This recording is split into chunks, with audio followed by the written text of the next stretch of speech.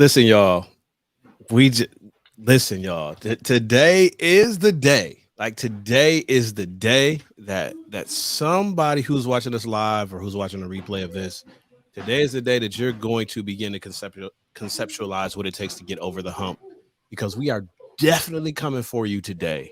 This is Worship and Word Conversations, our Sabbath afternoon. We kick off our shoes, we relax, and we take this thing called personal spirituality and faith, and we bridge it to the practical world. Now, we believe that faith is practical, but sometimes we've been taught that there's a gap between the two, but not here on Worship and Word Conversations. We coming, we coming after y'all today.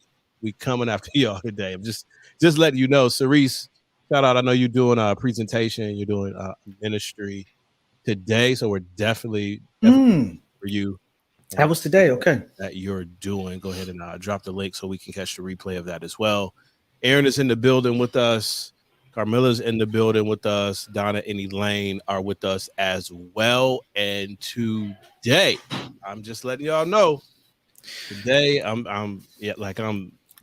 we not sparing toes. We not sparing feelings today. Let me no, hold on, y'all. Hold on. He not sparing toes, all right? Because I don't know So Chris might not have all the details of what we're going to be talking about today, and that's what happens around 82% of the time. Where it work. Just trust me, y'all. It works out better that way. It works out better with Chris when you just toss him into it and you just make him swim. And sometimes we just got to rein Chris in, because once he gets on and you see the glasses are already off. Like he came in without glasses on this segment of Worship and Word. And today we're going to be talking about what's the strategy. Now, before we jump into today's topic, all right, Donna says, have mercy. Before we jump into today's topic, we wanted to see if there are people in our community who are watching us live or watching the replay. Maybe you didn't get a chance to throw your life update in, or maybe you didn't get a chance to throw your prayer request in. Yeah. As we were sharing last night, we had a really, really good time last night. I want to give you the opportunity to drop that in now. If you got a life update, a testimony, or a prayer request, feel free to drop that in the comment section. As we just take a couple of minutes and reflect on Chris, man, what are your thoughts as we shared from yesterday? What are some of the resonant thoughts from that are still lingering as Delma and Rose are checking in with us as well? I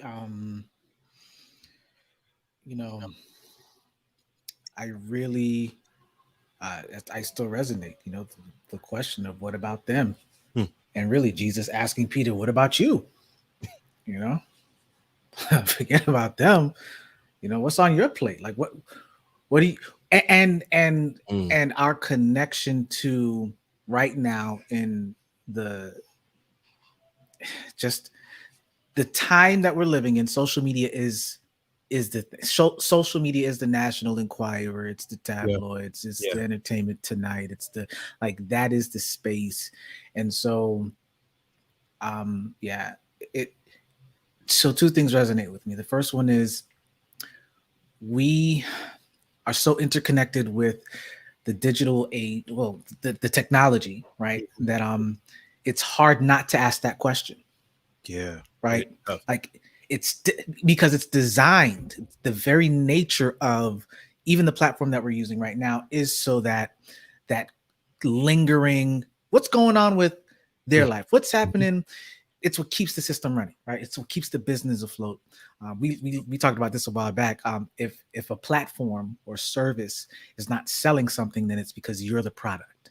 Ooh. They're selling you, your interests, your micro behaviors, and all of that for advertisers, whoever, to buy your behavior to advertise, target. We call that like retargeting and targeted messages, so that you can more easily purchase products, right? So there's that side, but then the other side is now on the spiritual side, using John 21. We can even throw in Luke 13. I think we hit on that. Yep. 6 or so months ago, where they're throwing Jesus these current events of what's going on, and he was like, "Okay, but now let's look inward. Mm-hmm. What's going on with you? You see what's going on, insurrection happening in the beginning of the year, and things.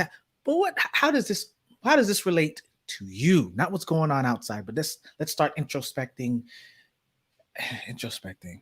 Yep, we're gonna go with it. Let's Yeah, start introspecting. Yep. And so it's Jesus having this constant reminder of, no, what about you? Where are you in the grand scheme of things? Where are you in your professional career path, or your relationships or parenting, whatever it is, not in comparison to somebody else, but in comparison to what I have given you. So it forces us, Yeah. it forces us. I think it was on the Secret to Success podcast. They were talking about, I can't remember the lady, I think her name was Sherry or Terry, talking about not saying I don't know anymore. Using the phrase I don't know relieves you of the burden, not the burden, but really the accountability of finding the answer. So instead of saying I don't know, you reframe it to, well, okay, you don't know, internalize that, but now what will you do now that you don't know? And so you remove that phrase from your not vocabulary, because it's more than just one word, but you remove that phrase and you replace it with something that's proactive. And I think the what about them does the same thing. I'm gonna shut up after this. You stop thinking about your assignment, your purpose, and you spend so much time thinking about other people and where they are in their lives. And then somehow you double back and compare it to where you aren't, which somehow relieves the responsibility of what you should still be doing in the capacity and the bandwidth God has given you, the gifts he's given you, and the purpose that he's bestowed over your life. So that's what it hit, man. It hit me from that side, and then it hit me from the spiritual side too. Yeah, and Aaron is even the opportunity is suggesting even the opportunity to use I'll find out. That's right. Yeah. That's right.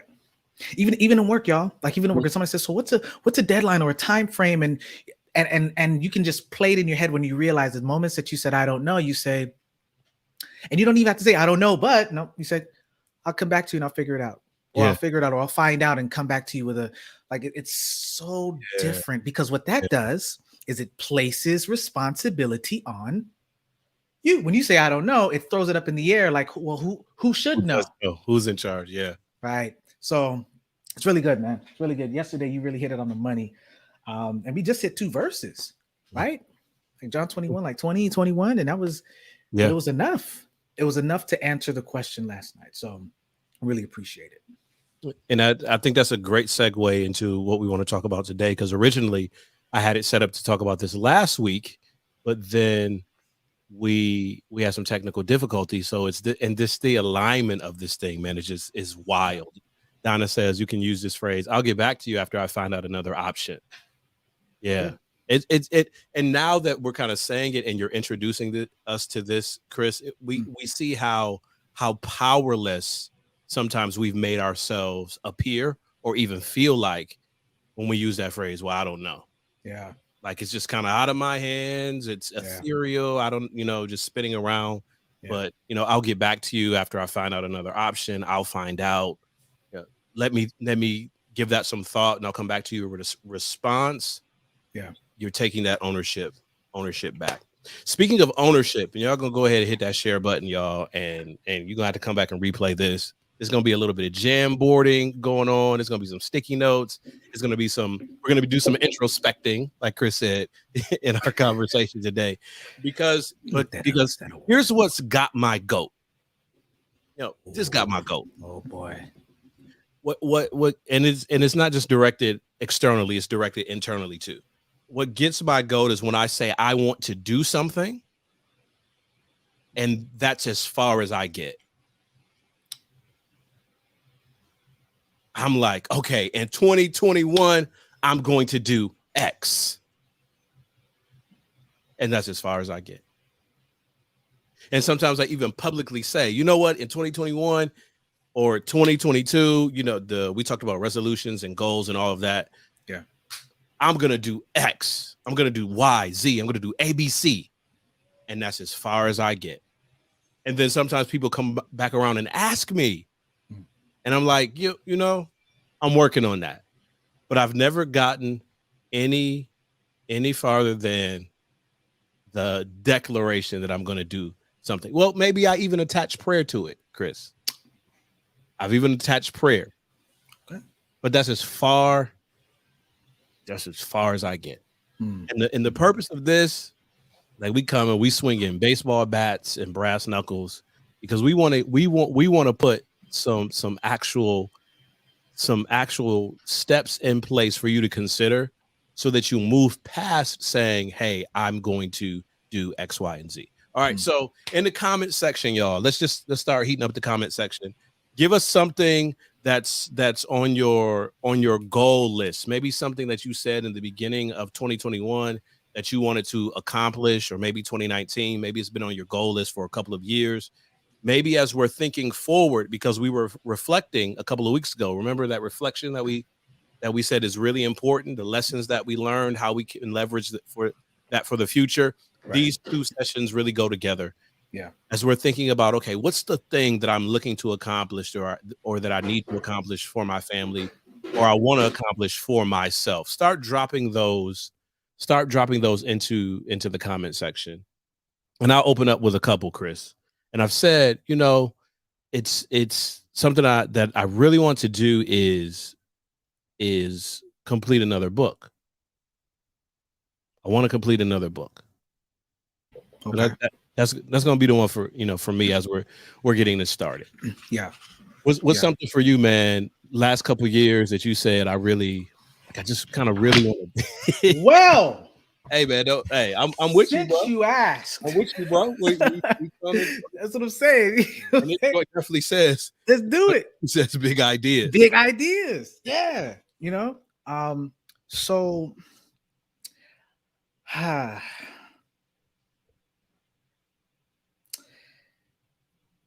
in the fourth quarter, I should have. See, I'm already. Well, already. Because the fourth quarter ain't even done. But I did have this on here, and I know that I had it on here for a reason. Get accepted into a doctoral program. Okay. Yeah. So and we're everybody's kind of thinking now, like, man, when we put this stuff in the chat, man, y'all really go in on some of these conversations, and this is really important. Yeah. Why it's important, especially when you look at James, when you look at the book of James, and the conversation is, man, I believe. James is asking you this question. You believe, but what action are you taking that corresponds with your belief? Yeah. That's an interpretation of faith without works is dead. Like, absolutely. I believe God for this. I believe. But what are the corresponding? I'm praying and asking. Mm-hmm. But what are the corresponding actions that you're taking? And Donna says, there's a book within several of us in this community. So absolutely. We might, kind of hang out with the book thing. So we got the book thing, we got doctoral studies. Feel free to drop a couple of others into the comment section. And here's the first thing that I want us to consider as we're just kind of walking through a strategy for actually getting the thing done. Walking through the strategy of accomplishing the goal. Yeah. Walking through the strategy of having the experience of, it came to pass. Here's the first one, Chris. And this one, I can't remember where I heard this from. I don't know if this is one of our conversations. Probably. I don't know. But I say book, right? Mm. You say doctoral program. Mm-hmm. Here's the gut punch question, right? And I'm going to ask, and I'm going to pull Rose's up. Okay. Her son's baby book, daughter's baby book, pass the CHT exam, participate regularly in ministry, making weekly date time with the hubby a thing in 2022. Mm-hmm. For Donna, it's organizing and stop procrastinating. Help me, help all of us. Listen, listen. Here's the thing, and you can select one of these to kind of jot down, and Chris is going to jot down some notes as well that we'll periodically bring up on the screen. What if I were to tell you that the goals that we just listed in here are not the real goal?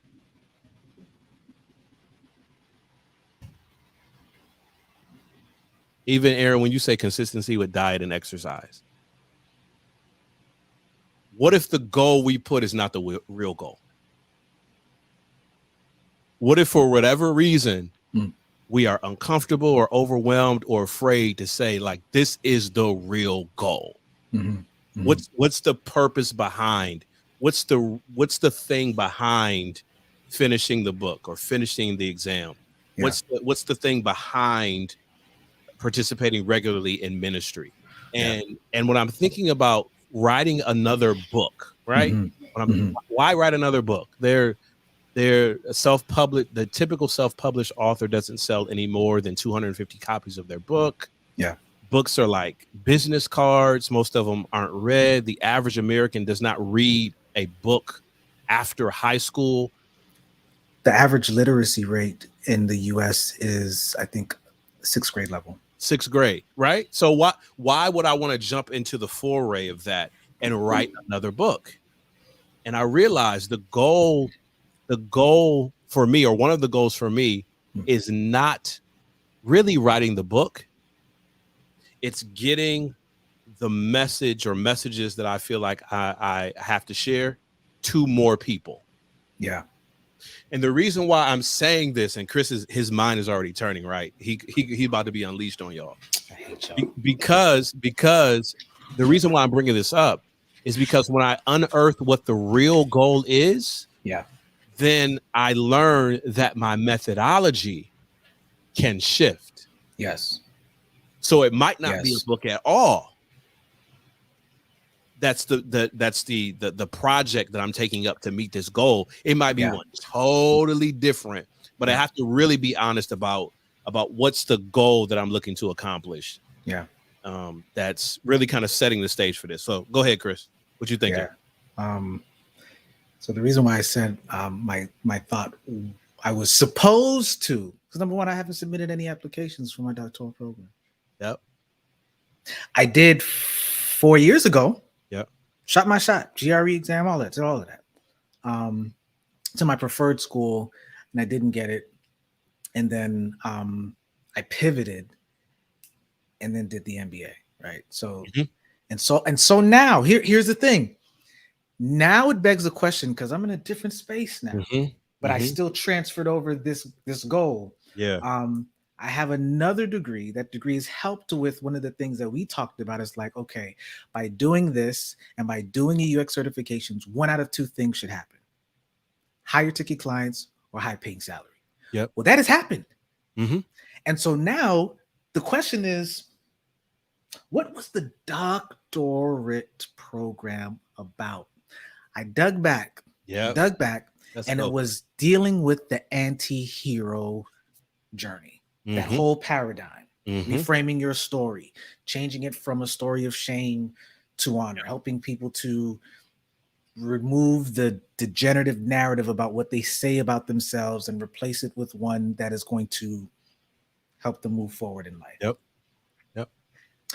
Do I need to complete a doctorate program to dive deeper into taking that framework and then putting it against, I think the program a few years back was putting it in like a communication technology, almost kind of like you're amplifying, right? So diving deep into it, but then using it in a framework that'll amplify it via technology. So now it begs the question,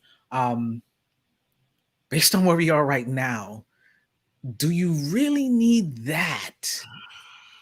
Do you need that piece of paper or the regimen over the next 4 to 6 years to dive into that in order to accomplish the goal of understanding more? Yeah. 1, 2, what have you done with what you have already discovered? Boom, boom. Boom, boom. 3, are you still in that space? Wow. Nothing's wrong with goals expiring, y'all. Yeah. Sometimes they just reshape themselves into something else, but the core of what it is, and we talked about the difference between your purpose and your assignment, right? Yep. Many times it just morphs into something else, but it's the same purpose. It's just now taking on a different form because maybe you're in a new state, maybe you're in a new era, right? Like some new technology just been released, and now that's going to allow you to do things that you might have never have even thought of before. Great example is Clubhouse. A lot of people who have taken off in Clubhouse because all they needed was a platform to use their voice. Blogging wasn't cutting it. It just wasn't working for them. They weren't the writers, so to speak, but they knew how to talk it out. A platform came. Lots of people are making it because of that. So it could be for many different reasons, right? That the assignment kind of transitions. And then number 4, do you really want to do it? Do you really want to do it? Is this yours or is it somebody else's? Let me tell y'all something. I don't like you, P. He activated now. I knew I just had to hold it for a little bit. I know. Come from a very competitive background, family-wise, right? So, one of the things that I felt back then, I'm still with me. Let's not be real. Let's be real. I have a competitive spirit, but is to reach the highest level of whatever it is that I'm doing, to affirm that I am smart enough, that I am capable enough, that I've mastered the thing. And what better way to say that you've mastered something than going to, at least from an academic level, is the highest way that you can, right? Yep. But your motives are different. And I know mine are mixed. And you're probably going to talk about this, but you got to start listing out what are your motivations for each of those goals that you've listed out. That was the next one. So you right into it. Yeah. After goals, what's the motivation? Yeah. The why. Now, not the what's your why. No. We want the big, nice, lofty, the one that you put a TED talk around. No, not that one. Like, what's the real why? Some of the whys that you probably can't even explain. You'd have to write it in the book and keep it closed, and only you can see it. Like that's what we're talking about. You know, what are the motivations behind what you want to do? Rose says, I want to pass the exam to meet my career goals so I can focus on my family instead of having it looming over me when I want to be focused on my family. Yeah, absolutely. Yeah, absolutely. So now that I'm in a space where I have, more leverage to do things, it really begs the question, is this a goal for right now? And that's the thing for me right now, because it doesn't necessarily mean that you have to throw it away. Yeah. The timing. Sometimes you just, the timing. I'm in a place where I'm like, maybe it's not that deep right now. But I also know there's a tension. I also know that the longer I stay out of the academic arena, the less likely. Listen, my passion and goal ain't that, it's not that strong that I want to go back into school for it. Yeah. You know what I'm saying? You stay out for a while, man, there has to be a strong reason, right? So anyway, I know I'm just talking here. You interject anytime you want to.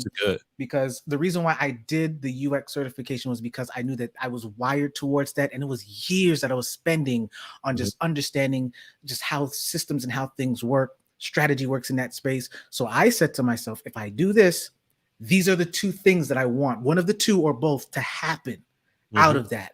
Here's the next thing. Your goal should be connected. Don't overthink this, but it should be connected to another goal. Yeah. Yep. So I reach one of my goals, right? Athletic 165 pounds, right? Okay, cool. I'm in a place now where I can sustain, keep it, because it's a chore just to eat. I talked about that last night. Oh my gosh. Or I connected to sustain because your next level is like 185, 190 or something like that, right? So keep that in mind because you've hit it, but are you going to hit it in the slide back? So here's the other thing, y'all. Some of us, like, Soros, like you got the, passing the exam. You can't necessarily slide back from that. But there are a lot of us though, who we may take the exam, but we won't ask for the raise or the promotion. right? So this is what I mean by sliding Yeah, back. Like that's good. we may finish the thing, but it's still not, it's still in it's not interconnected with anything else. So I'm glad, Rose, that you said, to meet your career goal. So now the question is, what's the bridge between that exam and what that next step in Career the career goal. goal is? Because for many of us, it's not just going to happen. It's not just now that you've done it. It's like, so now what? Like most of us when we graduated from school, Yeah. unless we did an internship and really worked that thing and network with people so that by the time we left, we had or whatever it was, many of us when we were done were like, or if you didn't have the professor, thank God for Dr. Stain, bro, like setting you up for greatness so that by the time you are done, it's not like, so what do I do now? But the momentum has already been built. You're already now thinking about professional career. So and I anyway, think that's helpful because so Delma, as you're on the path to getting your finances in order, what's the next step after that? Once the finances are in order, once the debt is cleaned up, once you have the savings plan or investment plan or whatever, and things are in the black, right? What's next? Aaron, as we get consistent with diet and exercise, what's next after that? Because that happens for a lot of people, especially around December and June in the world of education. And I graduated, and we fill up the timeline, saying congratulations. But we could have a lot of conversations around the people who post the graduation photo, then sit down and say, okay, so what do I do now? Because that goal wasn't directly connected to, and we'll talk about it a little bit more as we flesh this out a little bit, directly connected to the next goal that Chris was talking about, and we hadn't put a strategy behind that. So even more so, connecting to what you were teaching last night, we'll see those photos. Oh yeah, and that's all we will see. Yeah, we're thinking that those photos, those graduation pictures, equate to them also launching their. You don't know. We don't know. We don't know. But we've made the narrative. What about them? Right? We've made the narrative of, oh man, they probably got. Oh, okay. So we talked about our strategy. First, we're looking at our goal, and then we're saying, okay, what's the real goal? That's important. And then we're breaking down and asking the question, what's the motivation? What's the why? And the reason why that's important is because this is going to get hard. It's going to get difficult. So you need to keep returning to what was your motivation in the first place. Here's the third one, Chris, that I want to suggest. That by the time we get to this point, we need to go through personal assessment. I don't know if that's like the personal SWOT analysis. I don't know if it's a series of personality profiles or strengths inventories or whatever it is. But I think we're missing when we do these goals and planning on what we're going to do next. I don't think we always take an accurate stock of, okay, so what am I coming to the table with? What's your personality and your capacity? Yeah. It's a good question. Yeah. Or a good approach, I should say. Yeah. Because we're running and saying, man, I might be really good at some aspect of this. And the other reason why this is necessary, because we're going to talk about it in a couple of steps down, I need to know where I need to ask for help. That's good. And sometimes we end up asking for help in areas that we're already good at. And we get frustrated because it's really like an echo chamber. And where you really need the support is in the area that it's just not good at that at all. I know for me, it's organization. Organization and details. That's not my thing. So it doesn't make sense for a person, for me to. Yeah, you have your moments though. I think I can do it for other people. Right? Yeah. So Hazel says several goals: change career to making a living from my passion and talents, travel more with my boys before they get older. I'm sure Hazel has several other goals that she has kind of been dreaming up and thinking through. But this is why, Chris, can you walk us through? I know you do a lot of strategy with clients who are trying to do plans and grow their businesses. Yeah. How do you see the personality, strengths, things I'm not good at, blind spots coming into play as people are trying to do these big things? And what's the danger of just kind of glossing over that? So one of my goals on here is to become a top medium writer. And I did that after realizing that I started getting curated by, and I don't know, I think their algorithm or whatever they've done has changed as well. Can you give us the 15-second recap of what Medium is for those of us who don't know? Oh yeah, so for those of you that are familiar with WordPress or any of those blogging platforms from back in the day, Medium is the most recent, I would say, platform where independent writers can come in, but it's not just, to use a Caribbean phrase, it's not just mamby-pamby articles and writing. It's professionally done. The ones that go to the top are the ones that are researched very well. We got backlinks to credible sources and all of that. So medium.com is the thing, right? So when I started writing there, first of all, the goal of writing more, and there's a long backstory behind that, but the goal of writing more was the goal, but I had to figure out where would I do that. And so I chose the platform where it was most active.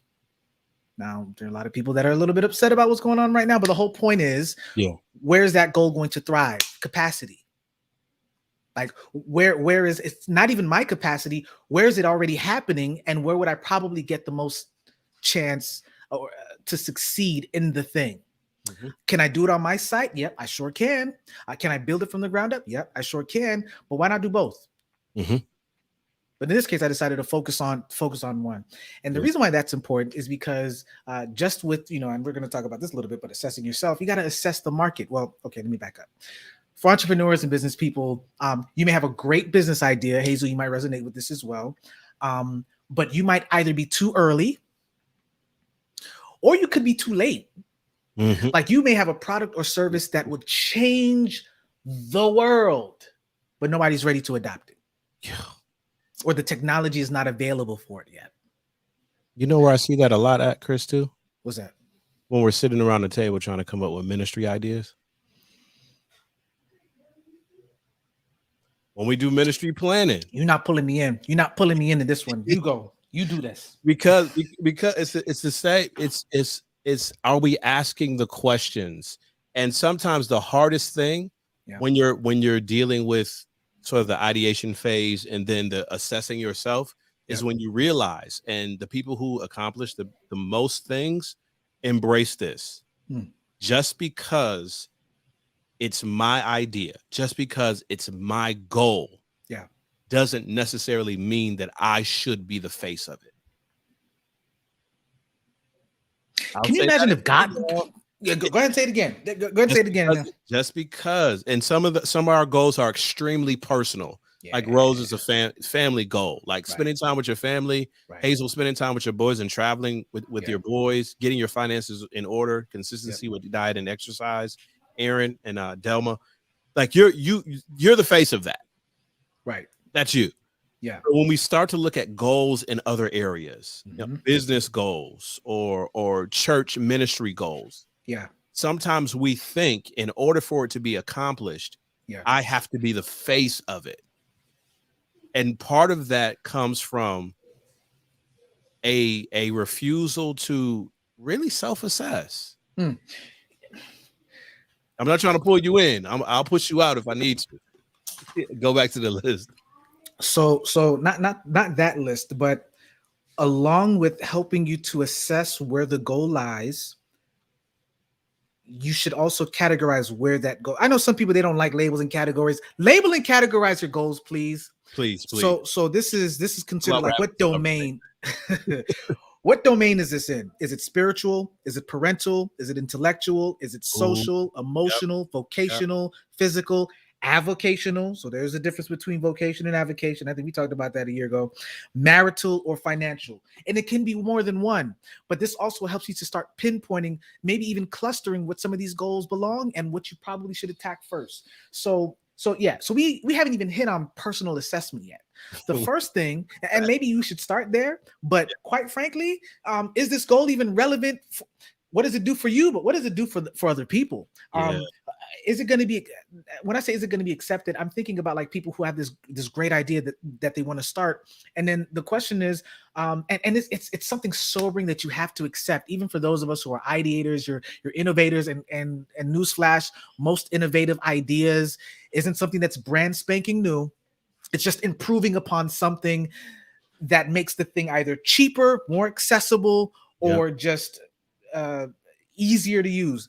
The point is, assess the surrounding area of that goal. I'll give you a great example.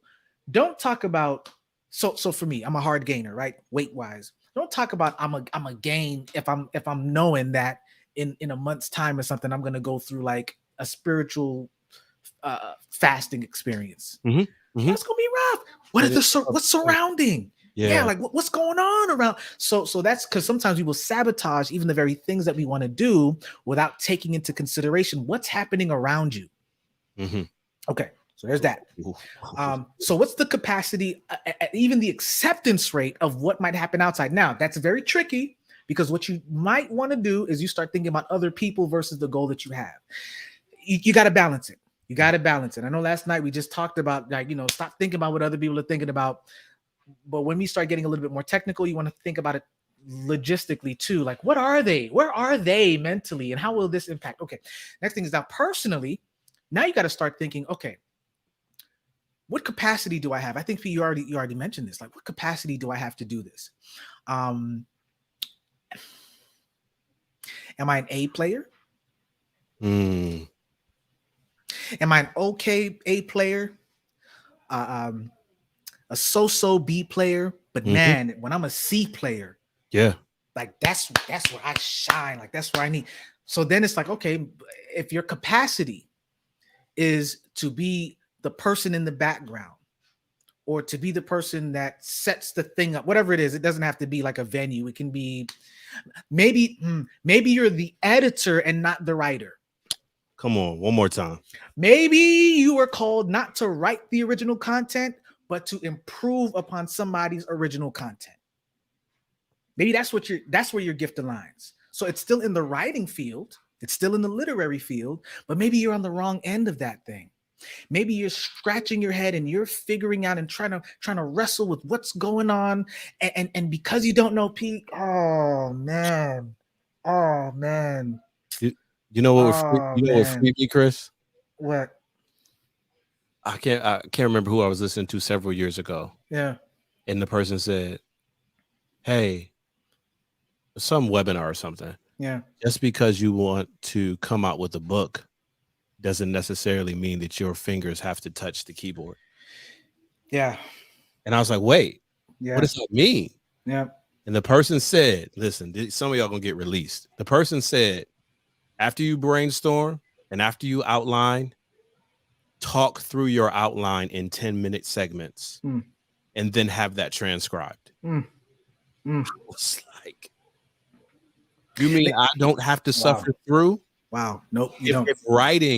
If the actual technical skill of writing is not my expertise, you mean to tell me I don't have to suffer through that?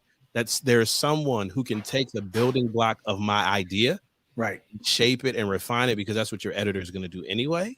And I can just accelerate that by recording. And you said this earlier. Some of us are better at talking through the concept than.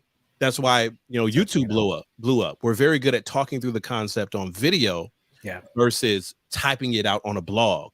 You can do the same thing for your book.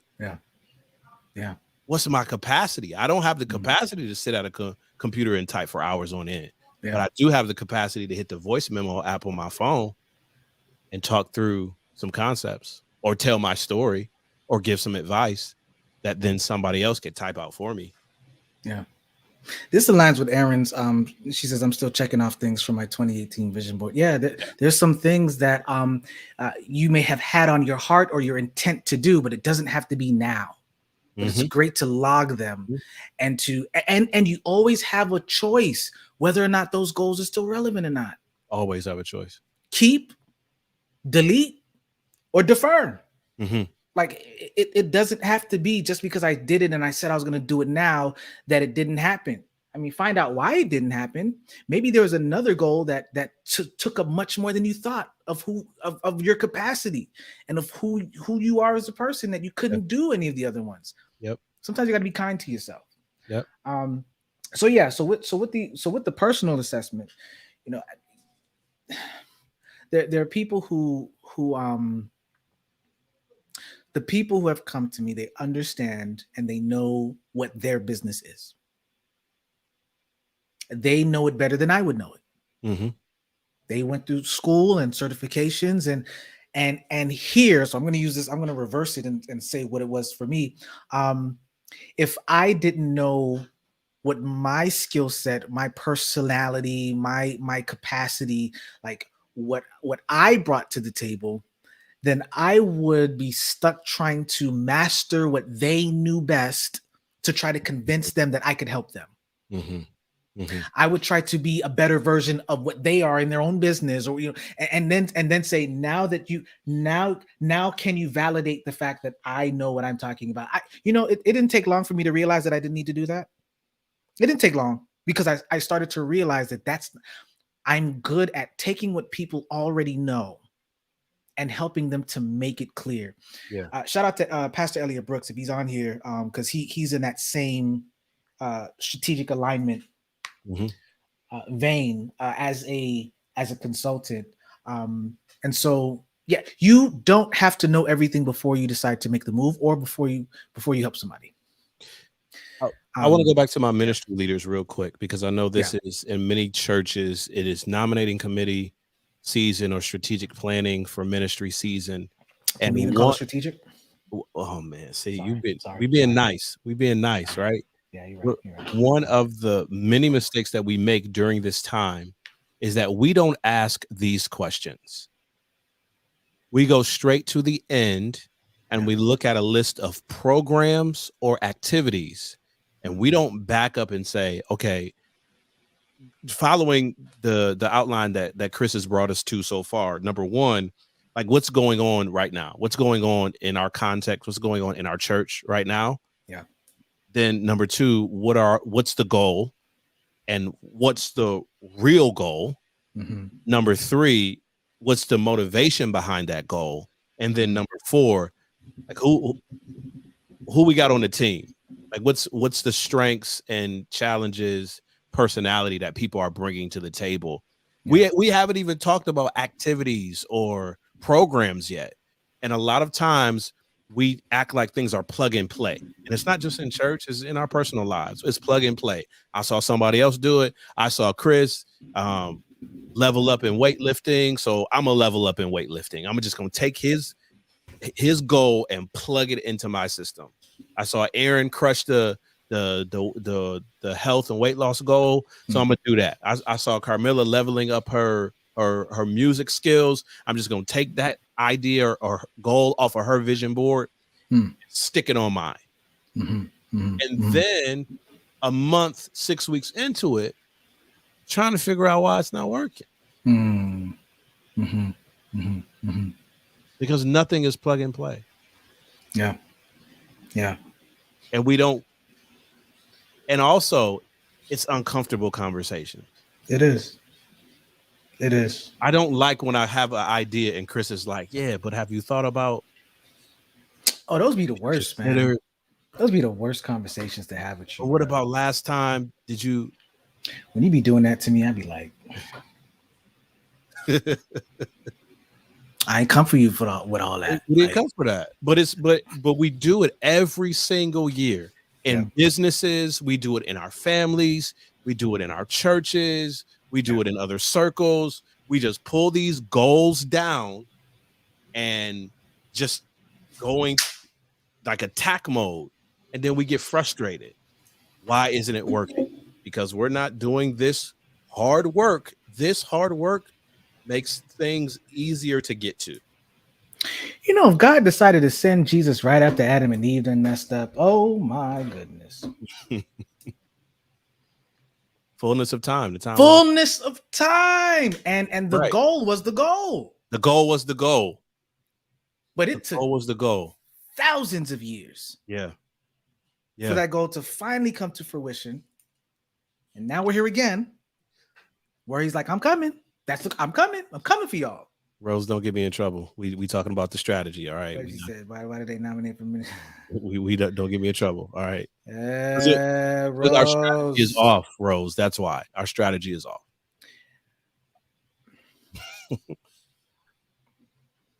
So the next one before Chris gets started. After we do that, Can I just touch and go? Touch and go. Touch and go. It's not even off. It's diabolical, man. Oh man, see, all right, touch and go. All right, so after we do that assessment piece, that thinking through, what are our strengths and weaknesses and opportunities and threats? What's our personality? Our spiritual gifts that we talked about. What are our dragons? That's going to be important too. We talked about that as well. We have to consider. A couple of things, that we can kind of attack it from multiple ways. The first one that I wrote down as we were talking, just on the fly, is okay. So where's the community? Where are the other individuals, either in like real face-to-face or virtually, like where just on podcasts? Where do you interact with individuals who are looking at doing similar things? So if I'm looking to be more proficient in piano skills and reframing vocal skills and completing creative writing and songwriting projects, where is that group of people? That's why it's helpful to label or to categorize your goals. Because if you're not sure where to start, you got that in the notes? Yeah. Okay. No, I will now. I thought you were saying like what let me go ahead and add that. And let me scroll back. Consistency with diet and exercise. Who am I hanging out with?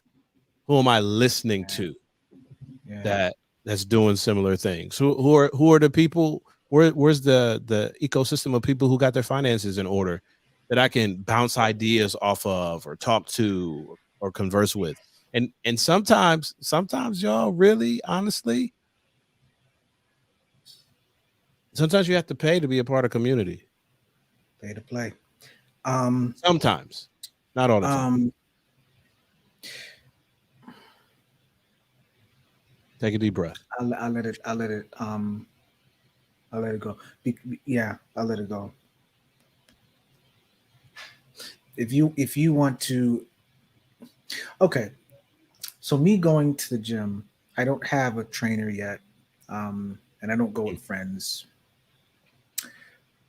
but I do enter a community every other day.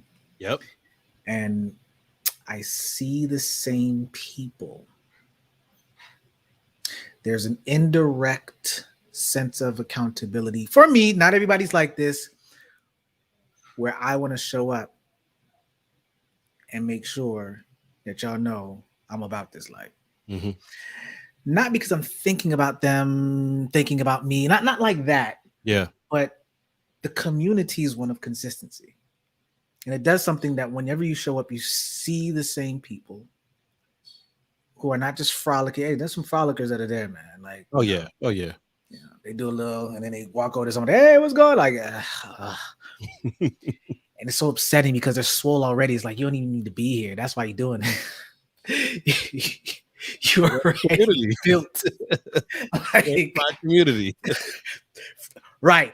People come for different reasons, y'all, and that's the thing. And that was a great point. So, but all of that to say, you will achieve. It's not about speed. However, you will achieve your goal more efficiently if there is some sense of community around what you're doing.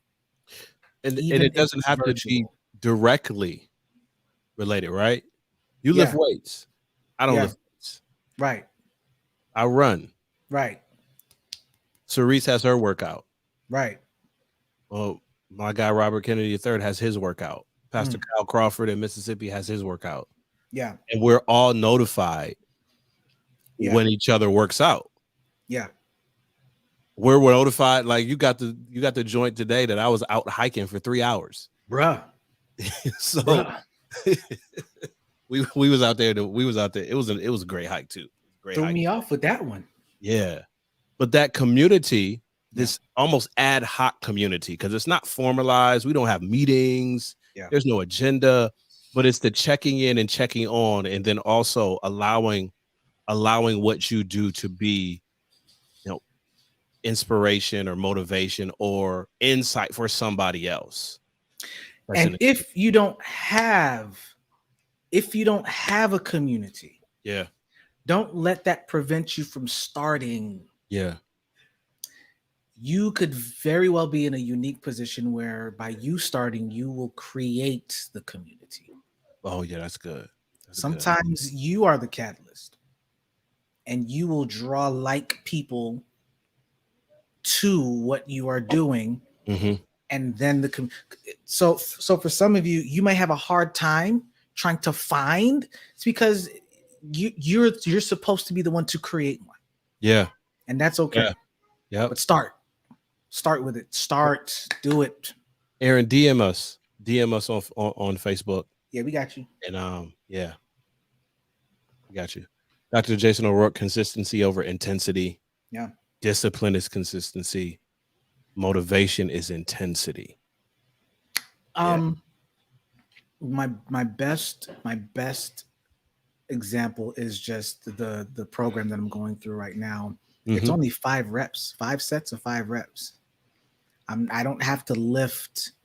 It's even somebody at the gym affirmed this too. I mean, I didn't need the affirmation because of the program that I'm doing. It already says that, but I don't have to lift 15 reps in order to confirm that I know how to lift that weight.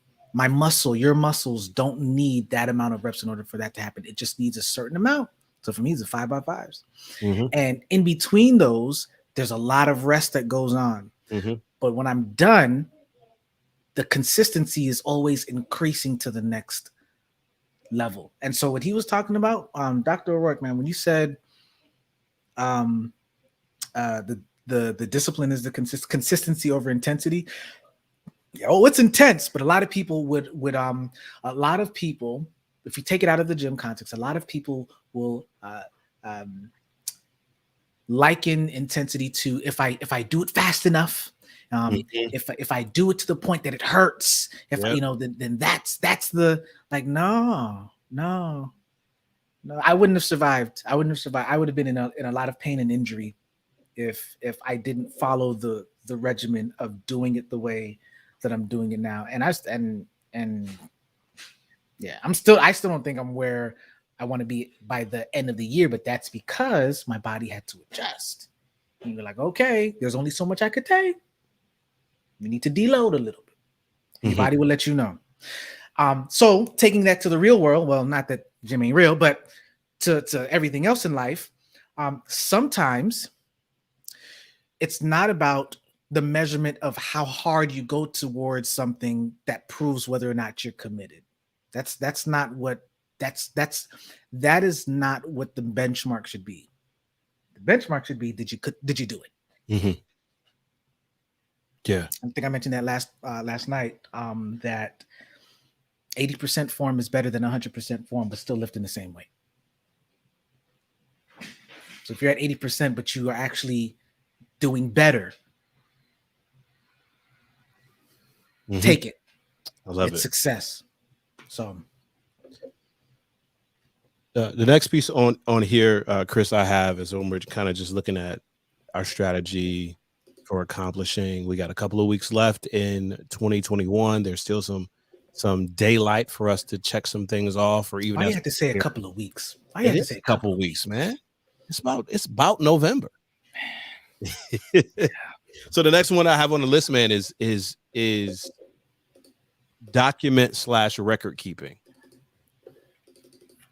And the reason why this comes to mind is that whenever I run, the reason why I track my runs is twofold. One, I want everybody in my community to know that I ran. Like I want y'all to know, hey, I'm working on I'm working on mine too.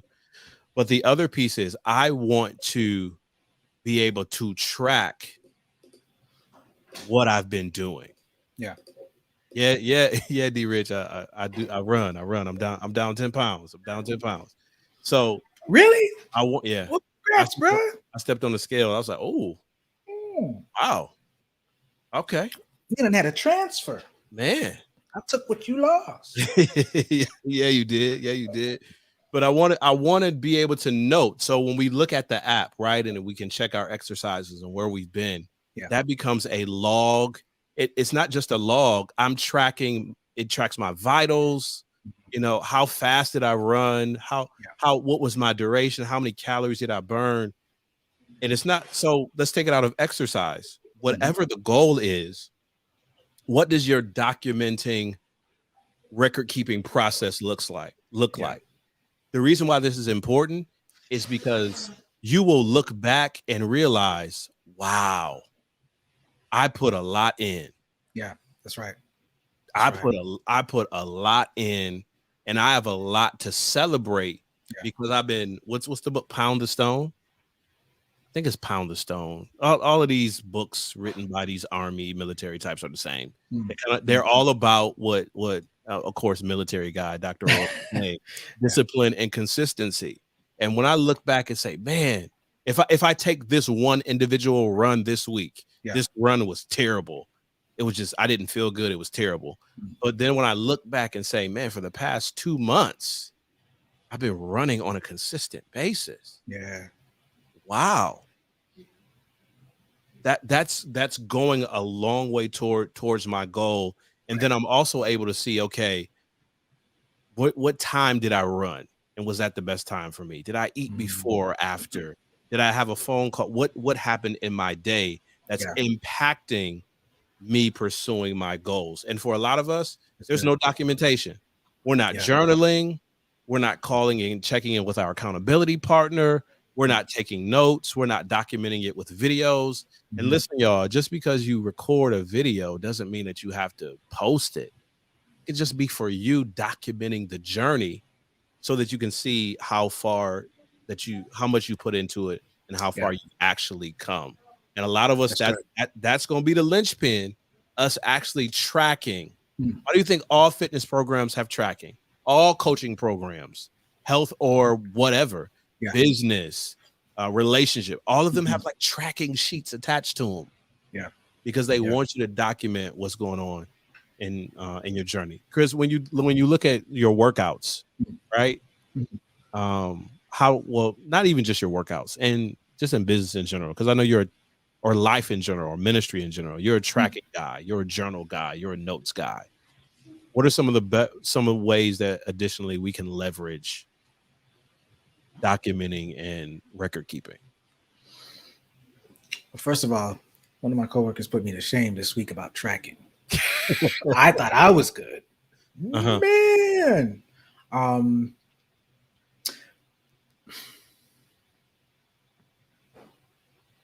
I don't know. I think you said it all.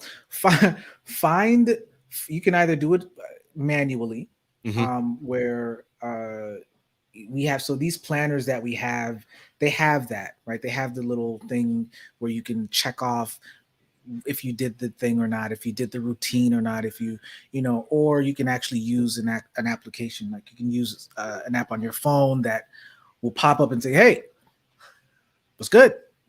Time to write. Hey, what's good? Did you work out? Hey, it's good. Did you call X amount of clients? Hey, it's good.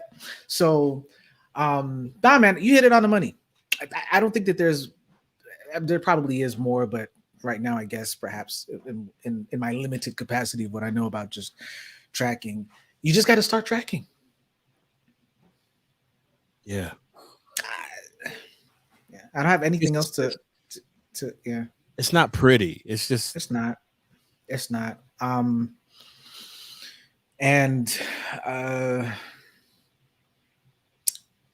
Yeah, I don't. This, Keep track, y'all. If you wrote for all my authors in here, if you wrote for 15 minutes a day, write it down. Like write it write it down. down that you wrote for 15 minutes a day, or Yeah, you recorded an audio segment. Write it yeah. down. Make that a micro goal. Yeah. Like maybe instead of saying I'm gonna write the book, Oh yeah. you are going to write for 15 minutes every day. We didn't And even talk about breaking down the goal into micro goals. yeah, once you take a goal and break it down into micro goals, you then enter into system territory. Mm-hmm. Mm-hmm. And yeah, Woo. there's not much I can say right now, Pete, because I have not looked at the ideology between systems and goals for a while, so I don't want to mess it up. No But problem. yeah, so you're gonna have to step in there and kind of guide us through that. Um, but a goal is static. A, a goal is like one story. A system is like a narrative of multiple stories. Mm-hmm. The best movies that you have ever watched is because it's not just about the the character who is the protagonist who has to overcome an obstacle and then they attain the obstacle. Let's be real. For those of y'all that didn't watch Squid Game, y'all know the protagonist was not the only one that had an agenda. Hmm. There were like 2, 3 other agendas in there, Listen. like main agendas, right? Mm-hmm. That's what makes a narrative, or in this case, movie cinema, interesting. The subplots, but they're all moving towards a destination. Yeah. So when you think of a goal, so for instance, if your goal is to lose weight, maybe that's, and we talked about what's the real goal. Maybe that is not the goal, right? Maybe the ultimate goal is you want to have more confidence in yourself, or you want, like something that's okay. Be careful with this. All of your goals should be smart or smarter goals, right? Specific, measurable, attainable, realistic, time sensitive. And I think is like exciting, and risky. I think Michael Hyatt and added the ER. Michael Hyatt always one up in somebody. Always. So yeah. So that's those kinds. So make sure the goal is that. But at the same time, though, these micro goals that you would create now allows you to put it in like this system of of of routines that allow you to accomplish Those the habit main goal. Right. Your habits is the core of your system, tracking. which will help you to attain the ultimate goal that you are striving for. Because yeah, I want to lose weight, but I want to be comfortable with taking my shirt off in the middle of the YMCA full of people and smile. Hey, that's a specific goal. All right, that's a specific goal. You set the scene, and I think that now that you have the destination, now start building in the rituals to actually make the goal attainable. Mm-hmm. So if I had to right now, just from talking this out, if you were to ask me, so then what is a system? Your system is incumbent upon the rituals that you create in order to get the goal done. System, rituals. System, routine. System, daily, or maybe it's weekly, depending on whatever that goal is. Mm-hmm. That is what your system is. So get the goal, Yeah. but then reverse engineer the system that's going to be created to win the goal. So, great example. Jason says on goals, have a positive, not a negative goal. Let the goal be what you want to do or be. Cataphatic, not what you do not want to do or be. Apophatic. And he's right. He's right. Life coach in the building. Yeah. In the Boss Moves book actually talks about that too. Like humans, like you are motivated by what you feel like doing. So create the goal to feel like to feel. And so anyway, all of that to say, y'all, that you reverse engineer into now what are the daily things that I need to do to push towards the end game. So I'm not really a sports person, but when I hear like what are those like the big four in college football, like Alabama Oh, God, and please don't. is it and Duke and them? Duke and them? I mean, it depends. It depends. It's based Are we on not conference okay? and all of that stuff. Okay. Yeah. Whenever I Power, hear the like big four power conferences, maybe that's what you're talking about. okay, that's probably so whenever I hear them talking about their teams, I hear them talking about their programs. Now, because we're not many of us are not sports Program. people, like programs, like what does that mean? Like they have a very particular regimen on every and how every player is supposed to run Yep. the field. Yep. And so the coach, for all intents and purposes, theoretically could be swapped out with somebody else, and the program, if he's loyal to the program, would still run the way that it should. It happens all the time. The best coaches are the ones that lean into the program and not just into. So anyway, all of that to say, you have to be that for your personal goals, for what you want to do. So the goal is one thing, but now you need to start backtracking and okay, what are the micro goals or the routine? Not even the micro goals, the routine that you're going to need to do in order to make that thing done. So, for instance, writing the book, how many words are you committed to writing per week? Maybe per week is too long for some of us. Mm-hmm. Per day. Mm-hmm. Maybe you need to track it per day. You know, you want to start a business. Well, what are the micro goals? The routine that needs to happen. So before you perhaps start looking to get an LLC, maybe you actually get some clients first to see whether or not it's worth purchasing an LLC. This is good. Right? Yeah. Yeah. So how many people do you need to call every single day? How many people do you need to DM, email, so that you create awareness about what you're selling?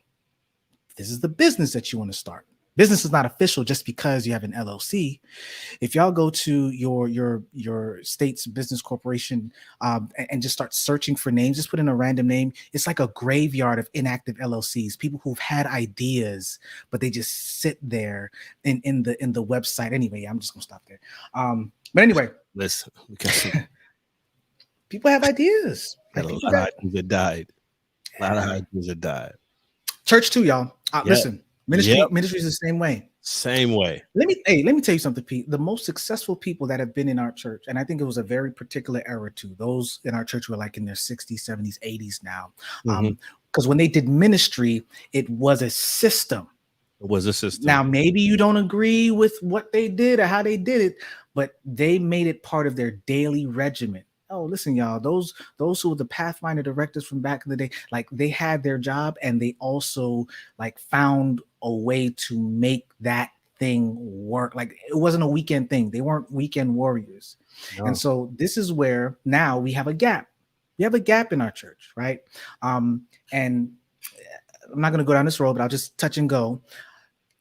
The gap is the people who were committed and doing it in a very systematic way in this daily regimen and getting stuff done.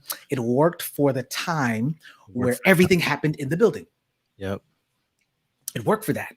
Yeah, you're good. You're good now. There's a new way to do some of these things. However, many of us don't even have the mentality to think about ministry from what do I have to do every single day? In order to get this thing off the ground or to get people to come or to whatever, to evangelize. We don't think that way because all we have seen for many of us growing up is if you build it, they will come. If you say it on the microphone, they're going to come anyway. Not no more. And what you didn't see are those who are, starting to lay a lot of our older people to rest now is they put in some work. Mm-hmm. They had the relationships.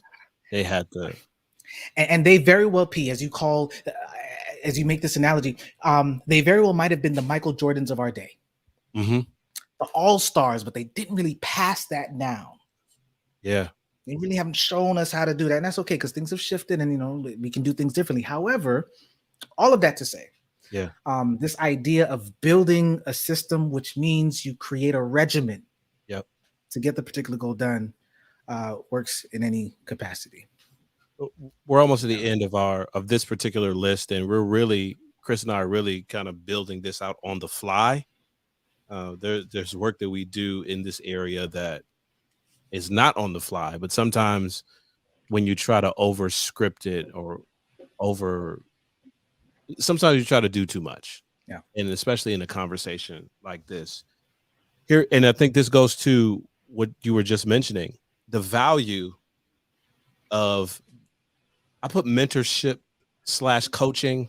I don't know how you want to take that, Chris, but as it relates to accomplishing the things, I know there's a difference between a mentor and a coach. You know, a mentor gives you guidance based on what they've done.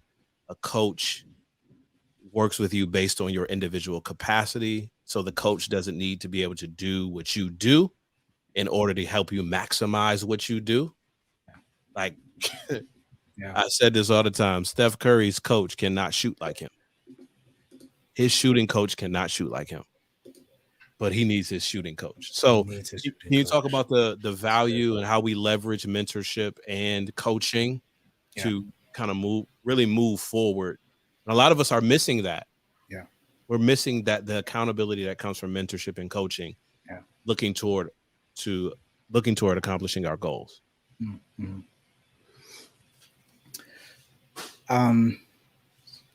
Figure out what your goal is, categorize it, understand it. Where are you? What are your deficiencies? What are your strengths? You may not align yourself with the right coach because you might not have done the work in figuring out, well, what have I brought to the table already?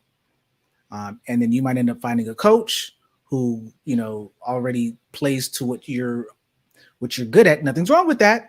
But not helping you to fill in the gaps, the weaknesses that you do have, right? So the differentiation between coach and a mentor, I think we talked about the 5 people in your life to be happy. And I think her name is Stacey Flowers. She has each person on a finger, the 5 kinds of people. The coach is the pointer. Sorry, the mentor is the pointers, the person who's able to guide you in the right direction. The coach is the middle finger. And the coach is the middle finger because they are the individuals who push you. Mentor doesn't necessarily push you. The mentor guides and says, this is the way, walk ye in it. Mm-hmm. The coach then shows them and say, you ain't walking it yet? Don't look at me, look at the path. Like that. That's the coach. Yeah.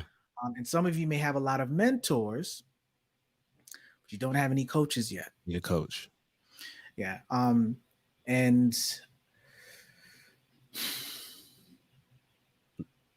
listen, just we got a lot of our extended church family on here. Just because someone is, from your perception, leading a great ministry in your church does not necessarily make them a good fit to be your mentor or coach. Or your ministry. Yeah. That's good. And don't pick too many. Yeah. Yeah. Yep. This is not, I made this saying up a long time ago, but many hands make light work. I say too many feet cause confusion. People start tripping over people, right? Because so for instance, and we had this discussion, me taking my business to the next level, I realized I need to follow someone who's already doing. You remember we had this in the beginning of the year, and it was like, well, who am I going to follow? What model am I going to use? And I finally decided to choose one person and their system. And the reason why that's important, y'all, is because if you have too many coaches, listen, you are going to have different approaches. They all can get you to the same place, but what's probably happening to you, for those of you who have the wisdom of saying, well, I need external help, is you're listening to too many voices. So I had a client that is actually wrapping up like last week. I had a client that came to me and I had to, this is where you need to be certain what you do. So they said, wow, this is so different from what, such and such does and from what such and such does. Like, yeah, it is. As a matter of fact, when we're done with this engagement, if you choose to re-up with me, there's some stuff that I'm going to tell you to stop doing that they might tell you to do because it doesn't fit. It's a different strategy.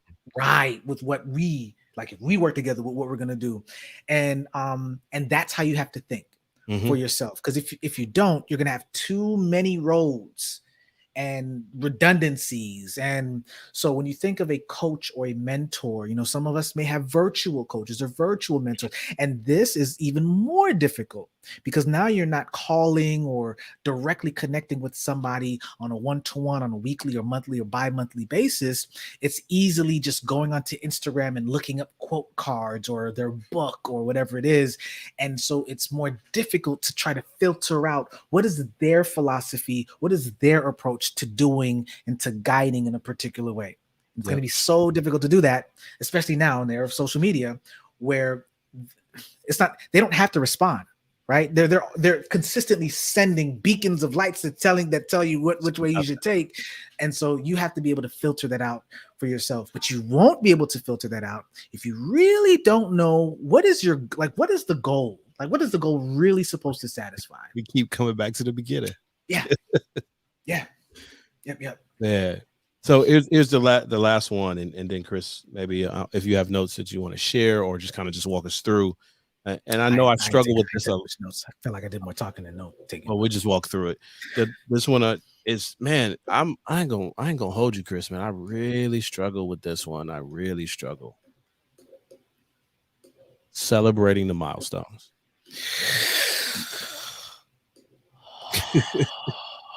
I struggle with that one, celebrating the milestones. So let me tell y'all this real quick before Chris starts, man. I was having a conversation with my therapist, right?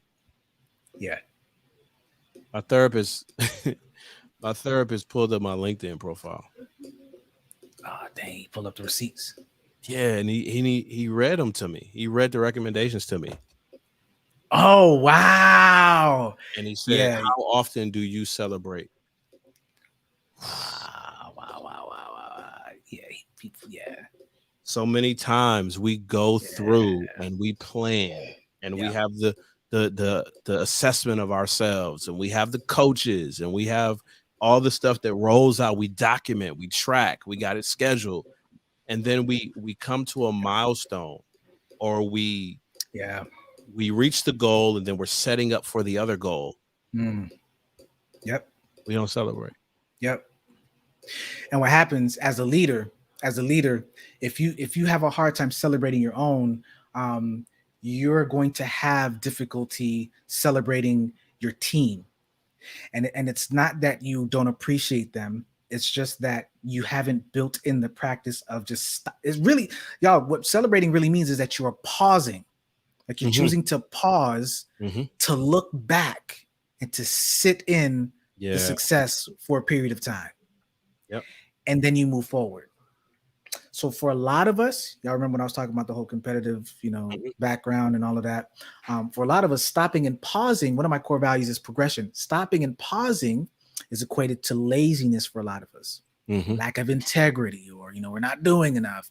And so you have to change your mindset. This is where the coach comes in. You have to change it, or the therapist, to change your mindset to say it's okay, to stop and smell the roses. Just stop. And Jesus was big on that. Jesus was big on that. But y'all, let's chill. We about to come aside. Yes. Come aside. I like that. Yeah, but that's real though. That's real. I think I'm doing better. No, I'm not actually. I need to do better. I'm gonna lie to myself. But here's why. So one of my goals, I don't know if I have it in here, but is to be more so because COVID really hit a lot, right? And I realized, and we talked about this, you're like, yo, you are more interactive and social than you think you are. And so one of the goals was to be more socially interactive, not just virtually, like, yo, get out, like, and be more active again. So that has been the case. And what that has helped me to do is to stop waiting for, y'all, I still haven't taken that vacation yet. It's coming. But, I'm waiting for like the big sabbatical, the big break. And it's like, but so what you going to do until then? Yeah. Because you're going to run yourself. By the time you get to it, you are not going to be able to enjoy it. Yeah. Like you got to take them when they come. And this is what is helping me to understand is some of these moments is they're not on my schedule. Hmm. So I have to take them when they come. That means I have to break. This is part of the system, y'all. I have to break the, not necessarily the core routines, but break just a little bit of the, not the monotony, but the moment where I probably would feel like I do the most productively. Break that and just do something spontaneous with another person. And that's the key for me, like interacting with other people. Because if not, y'all, I ain't gonna be able to stop to smell the roses, y'all. Donna coming for you. Is it get going on the small one first? Yeah. It's real. It's real. Absolutely. Absolutely. Yeah. So I have here. Let me know when you're ready. Yeah, we ready. Go We ready. We wrapping it up.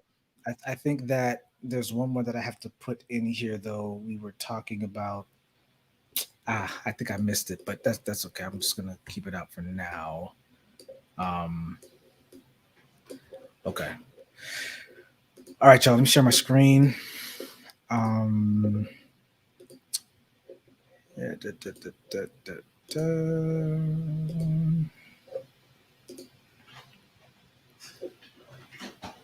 all right. I don't know if y'all can see that. So you ask yourself the question first. Zoom out here. Ask yourself the question. And do this for the rest of the quarter. Like, what are you finishing? What are you finishing for the year? What needs to, maybe what do you need to start off 2020 with? But even better, don't let your resolution kill the whole resolution thing. Like, I'm going to start off the year doing. No. How do you want 2022 to look at the end? Yeah. Like make that good. The goal, right? And then you begin the resolution, if you want to call it that, if you want, with the routines that you will do to make that goal happen. Like let's when we think about it, I mean, especially because how quickly a lot of these years have just been passing by, these months, these weeks. Years isn't a long time. It's not. So start thinking about now, even if there's something that you should have done by the end of this year, do what Erin has done. Like, she has some stuff that has been on the board since 2018. Roll it over. Yep. You don't have to start from scratch. As a matter of fact, I would even argue that you are more effective by keeping it on the board and continuing to chip away at it. It builds character. It builds the part of it is the consistency, because maybe it took longer than you expected, and so you have to be more consistent in order for that thing to happen, right? So anyway, what's the goal? Identify what the goal is, and then ask, well, what's the real goal behind it? As a matter of fact, if you can't come up, and I'll say this now, if you can't come up with at least 3 motivations for why you want to do the goal, maybe the goal is not that deep. What's the motivation? And even rank the motivation too. And then you might even start to see what's important for all of the goals that you're trying to accomplish. Maybe you have similar motivations. And you might even be able to edit or to change your goal or the goals or consolidate them if the motivation is the same. Yep. So some of you trying to do 3 goals to prove a point about something. Nothing's wrong with that, but maybe you don't need to do all 3 if they all are answering the same or speaking to the same intention of why you want to do it to begin with. Next one is, what are your personality your personality, your capacity, your strengths, your weaknesses. Just because you have the goal, it doesn't mean that it's a goal that you should have, or that you would be able to execute the goal before working on some stuff. So keep That's it big. That's big. Right. Keep the goal, but know that there's going to be maybe some internal growth that needs to happen before that goal could really start to take shape, or to be executed. Do you have to be the one to execute it? Let's say you got the strengths and the capacity and the personalities right on point, but do you still have to be the one? Mm-hmm. So some of us, we feel like because it's my goal, because I created it, and I might have even built out the strategy, that I have to be the one. Why? What's the real motivation? Right? Like the motivation is because I need them to know. What you need them to know? Oh man. What you need them to know? Now, if the motivation is they need to know who I. All right, fine. That's the motivation. But now, and do you have to be the? Yeah, I gotta be the. Okay, cool. But where's your community when you achieve this goal? I almost can guarantee. I can almost guarantee that if you decide they gotta know, and then you enter a community where other people are doing the same thing, you're gonna have some problems. Like it's gonna be different because now you realize this thing is bigger than you, and there are other people that are doing the same, if not similar, or greater achievements that you're attaining. It humbles you, it keeps things in perspective, but it also empowers you as well. So that when things get difficult, by the time you do it, and because you have this community, you can't say, I was the, it's now, well, we. I would have never been able to do it if I didn't have. Yep. The language starts to change. This one is very similar. Do you need a mentor? Do you need a coach? And for how long? That's true. Yes, the relationships with coaches and mentors do expire. They do. Can there be lifelong mentors? Absolutely. But when the goal is over, the question is the relationship over? Maybe not the personal relationship, but remember, you have specific people in your life for specific reasons. Mm-hmm. And so maybe, you still talk to this individual, but maybe it's now in a different role or capacity. So you just don't throw them away now that, well, my job is done. My goal is done. So now I don't need you anymore. Nah, we're not saying that. But what we are saying is maybe it's time for you to be a mentor. Maybe it shifts. And maybe you touch. Yeah, go ahead. That goes back to what we were saying before in the church space about people who did amazing things. Yeah. But there's that gap now. And part of the reason for that gap is that some of us did not do a very good job of intentionally mentoring and coaching the next generation. Yeah. Absolutely. Happens in businesses all the time. Which is why they hire people like you. For guaps of money. I don't even know guap is word, but gobs, I think I was probably trying to say. But that's the point, because they didn't do the work here. So now they got to find somebody to help them to get back on track. So for those of you that are listening out there, Pierre's your man. I can't see your face and expression, and I love it. So I'm just going to keep on going. Yeah. As you're killing this Jamboard, by the way, this is what Chris does for a living. Yep. Mm-hmm. Yep. Go ahead. We're almost done. So Donna's right on time. Reason, season, or lifetime. Yep. Yeah, that's it. Yeah, that's it. So there are more green labels here, like the to do, the tasks that you should do versus just asking. But one here is, categorize your goals, prioritize them as well. That's another thing that I didn't put there. But I like to do it by quarter.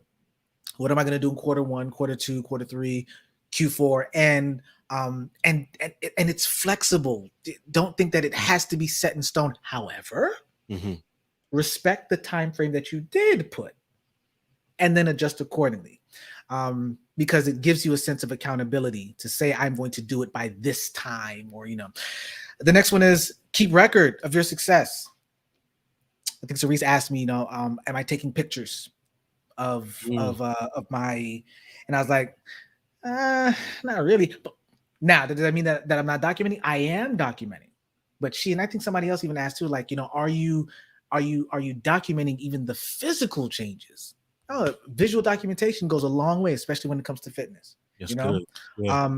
So even though I haven't done it intentionally, I told you, every time I think I catch myself, like, oh, go ahead, but even that needs to be systematically. As a matter of fact, part of my app is like, oh, did you gain weight? Take a picture of it. I'm like, I ain't really about all that. But all of that to say that you keep record, whatever that record looks like for you, document it and make sure, because there's going to come a point in time. There's going to come a point in time when, number one, you may even question, depending on how long it takes to do the goal, whether or not you've made any progress. And you get to look back and see, like, oh wow, okay, this is not all in vain. Like I'm moving the needle, inch by inch. I'm getting there, And then the other reason too why you want to also keep track is it's good to have receipts. It's good to know and to also keep yourself account. You sometimes may think that you're doing more than you actually did. Financial freedom. You think that you were frugal, but then you look back, whether if it's manual, I hope you're not doing it manual in this day and age, but on your phone, and it's telling you shopping insights, and you realize I did what this month? What? How much can't be Starbucks? That can't be true. Really? You're not gonna be free if you don't start accepting what you've been spending money on. So that's also why you want to keep the receipts, right? Hold yourself accountable. And then there's another one, P, that I missed, but celebrating the small ones, I guess, is what we're gonna. You can't. Sometimes you can't celebrate. Okay, if you're like us, you may not celebrate the small wins immediately, and you should.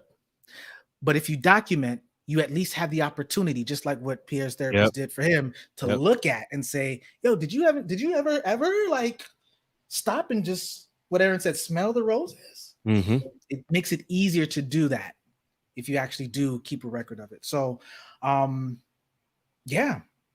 And that's part of the definition of love, y'all. It keeps no records of wrongs, which means that it keeps all the records of right.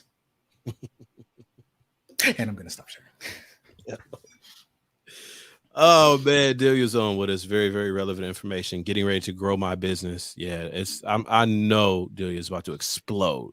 I feel so inadequate sometimes. I needed this. Yeah, and I think it's the same for all of us. Yeah. When you look at, listen, y'all, it doesn't matter what we're talking about. If we're having a ministry leadership seminar, if we're having a life coaching segment, if we're having a financial freedom workshop, if we're having a relationship intensive weekend, it's going to be the same stuff. It's going to be exactly what we talked about today. And what we find a lot of times is that some of us try to look for the shiny object syndrome. We want the biggest, brightest, amazing, most fancy, charismatic, whatever. Yeah. Most of the time, it's the simple stuff that we already know. We just need to be reminded of, and we just need to keep doing.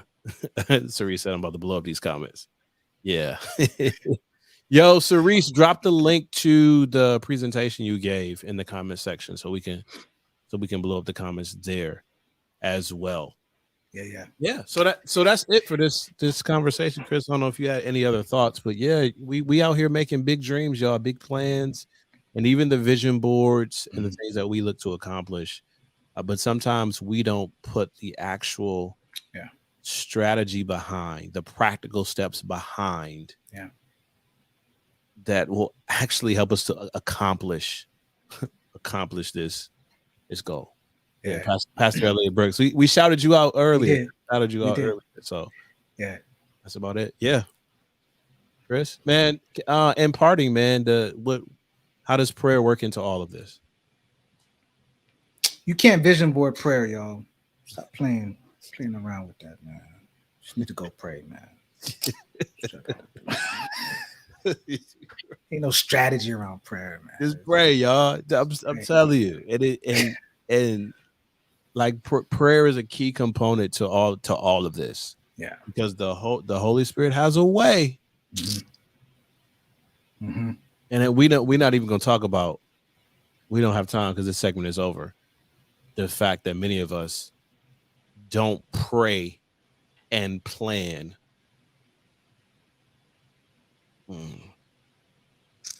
Trying to get into trouble. I hear you. I'm gonna say it. Can I say it for you? Go ahead. Some of y'all don't pray and plan as if your prayers won't be heard. Some of y'all didn't catch that. Y'all will catch it after. We out here singing, "My God is so big." And then we praying real small. There's nothing my God can. There's nothing my God cannot do. If you start planning as if God did not exist, Woo. Like as if everything that was necessary was dependent upon what you needed to do, and there was no divine intervention. Let me tell you what that does. It does a couple of things. First of all, when he does intervene, Yeah. there's no room for you to be like, man, it was because of what I know, because you had your plan, right? It says man makes his plans, but God orders his steps. Yep. Like, it's both. This scripture, y'all, this biblical. You have to do that part. God puts it in our heart to map out and to think through things. Oh man. And then he's like, I bet. Let me show Let's you get to work.